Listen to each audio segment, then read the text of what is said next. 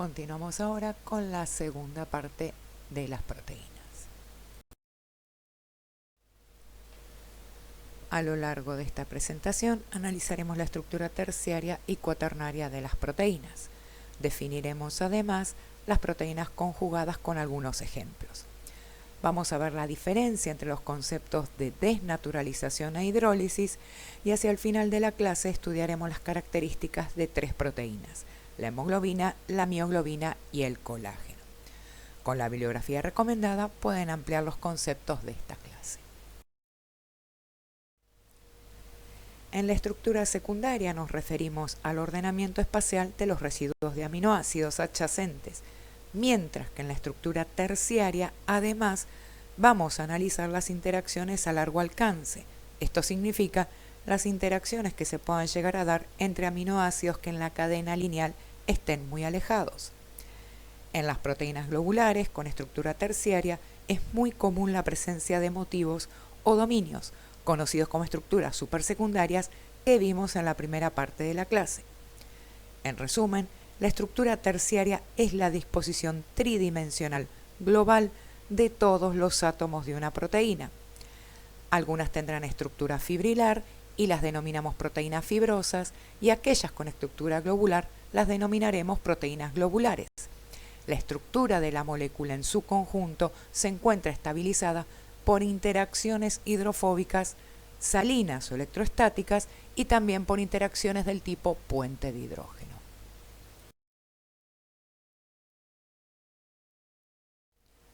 Algunas proteínas están formadas por más de una cadena polipeptídica y se las denomina proteínas multiméricas.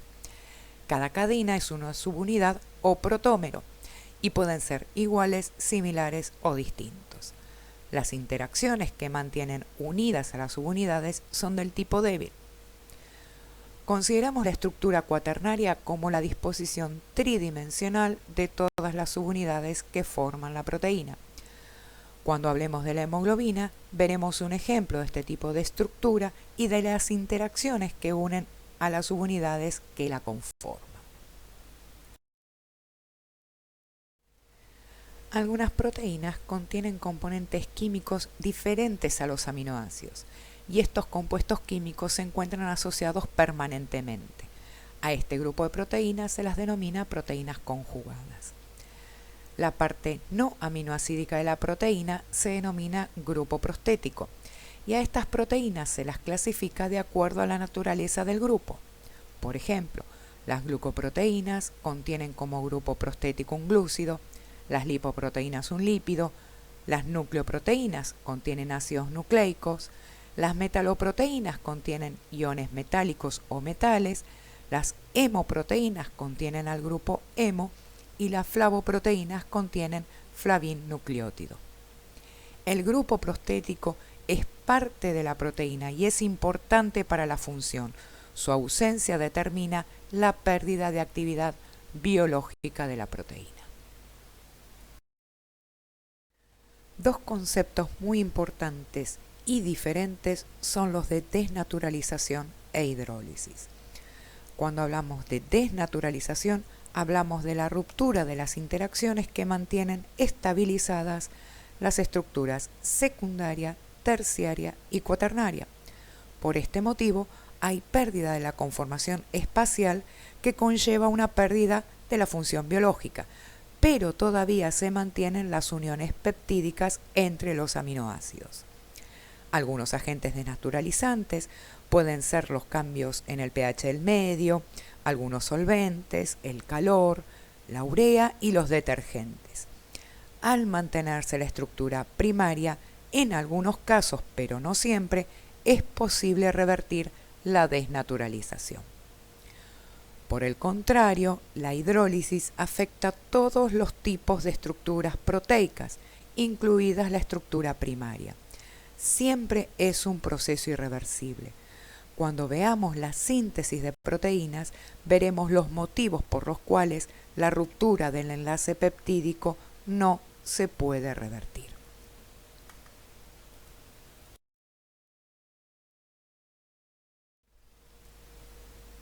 Dos ejemplos de proteínas globulares son la hemoglobina y la mioglobina. En las proteínas globulares, los diferentes segmentos de la cadena polipeptídica se pliegan uno sobre otro, lo que se refleja en una forma más compacta. Estos plegamientos proporcionan la estructura necesaria para llevar a cabo su función.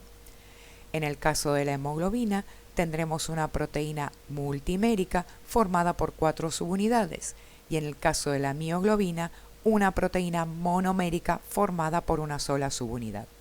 En ambos casos están asociadas al grupo prostético hemo, por lo que son proteínas conjugadas. El grupo hemo, que es el que está representado en esta figura, está formado por un anillo orgánico muy complejo, la protoporfirina, a la que se une un átomo de hierro en estado ferroso. Este átomo de hierro une al oxígeno de manera reversible. El átomo de hierro tiene 6 enlaces de coordinación, 4 con los nitrógenos de los pirroles, 1 con el nitrógeno de una histidina proximal de la globina y 1 que es el sitio de unión para la molécula de oxígeno.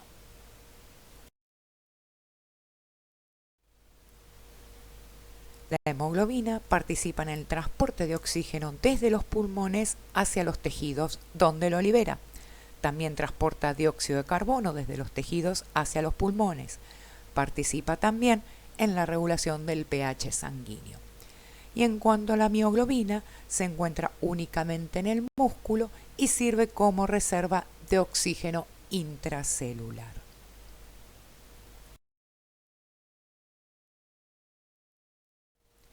En cuanto a la estructura de la hemoglobina, posee un grupo hemo que se ubica en el bolsillo hidrofóbico de cada globina, esto es, tiene 4 subunidades y un hemo por cada subunidad. Cada molécula de hemoglobina transporta 4 moléculas de oxígeno y tiene menor afinidad por el oxígeno que la mioglobina. Es una proteína alostérica. Definimos como proteínas alostéricas a aquellas en las que la unión de un ligando a un sitio específico provoca cambios conformacionales en la proteína, modulando su funcionalidad o actividad. Más adelante en esta presentación veremos qué tipo de modulaciones alostéricas pueden modificar la actividad de la hemoglobina. La molécula de hemoglobina normal del adulto, A1, consta de 2 pares de cadenas polipeptídicas, 2 cadenas alfa de 141 aminoácidos cada uno y 2 cadenas beta de 146 aminoácidos cada una. En la hemoglobina fetal, hemoglobina F, hay 2 cadenas gamma en lugar de 2 cadenas beta. Esta hemoglobina disminuye gradualmente su concentración en los primeros meses de vida hasta que representa menos del 2% de la hemoglobina total del adulto. En ciertos trastornos de la síntesis de la hemoglobina o en estados aplásicos y mieloproliferativos, la hemoglobina fetal puede estar aumentada. La sangre normalmente tiene, además, como máximo un 2,5% de hemoglobina A2, compuesta por cadenas alfa y delta. La mioglobina está formada por una única cadena polipeptídica de 153 aminoácidos. El grupo hemo se ubica en el bolsillo hidrofóbico de la globina. Es una proteína que almacena oxígeno en el músculo. Tiene mayor afinidad por el oxígeno que la hemoglobina y no es una proteína alostérica. Cuando analizamos las curvas de saturación de oxígeno de la hemoglobina y de la mioglobina, se obtienen estos perfiles. P50 es una medida de la afinidad tanto de la hemoglobina como de la mioglobina por el oxígeno. Representa la presión parcial de oxígeno a la cual la mitad de los grupos hemo están unidos al oxígeno.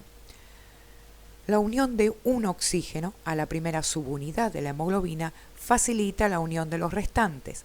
Esto es lo que se conoce como efecto cooperativo. En el caso de la descarga de oxígeno en los tejidos, el efecto es similar. La liberación del primer oxígeno facilita la salida de los restantes. En el caso de la mioglobina, solo tiene un solo sitio de unión al oxígeno.